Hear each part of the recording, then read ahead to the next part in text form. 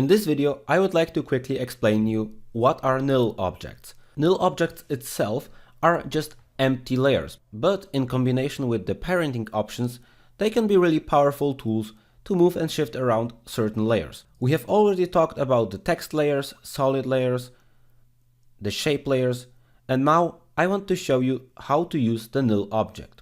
I will create, for example, a light. Lights can be used in After Effects, and as you see, these are emulations of real-life lamps. And what's a bit difficult in lamps, that they are hard to grab. You sometimes grab the y-axis, you sometimes grab the x-axis, and sometimes by mistake grab the z-axis. Additionally, sometimes you pull the light itself and you reposition it. Right now I've clicked the background by mistake, so this is a problem when using lights. They can be used, but there are some difficulties clicking on it and editing them. What sometimes does help is using two views. In the two views I have another spectrum of using the light, and it's a bit easier to move it in the Z space, making it close or putting it far away from the composition. Then I can take it and adjust it like that. But if you want to gain a bit more control about the light by not clicking anything by mistake like I do now, you can, for example, use the nil object. Let me show you how to do this. I create a new nil object. I press enter and I name it XY light movement. I will remember that this layer is helping me to move the light. A nil object is something invisible in the composition, but it really exists within After Effects. Let me switch back to one view. I have the light here. I'll place also my nil object around here so it's easier for me. And now I say, hey light 1, remember that the nil layer is your parent. Now I can select the nil layer, click on it and move it easier around. I could, for example, open up the P for the position properties and move it around here. Now I want to add another nil layer, a separate one, for example for the Z-axis.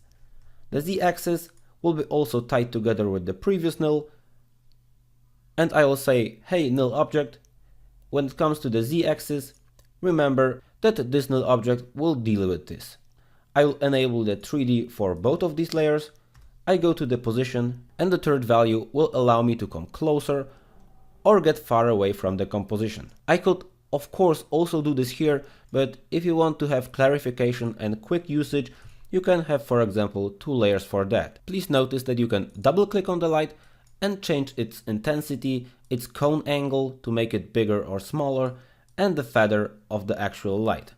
So you can achieve really nice effect with the lighting itself. Let me select the nil objects now and I can move my lighting as I want. I can select this nil object and work with the Z-axis to make it smaller or bigger.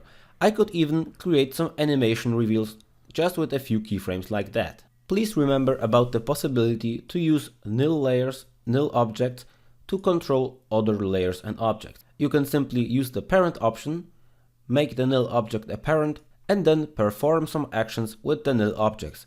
The same goes if you use a camera.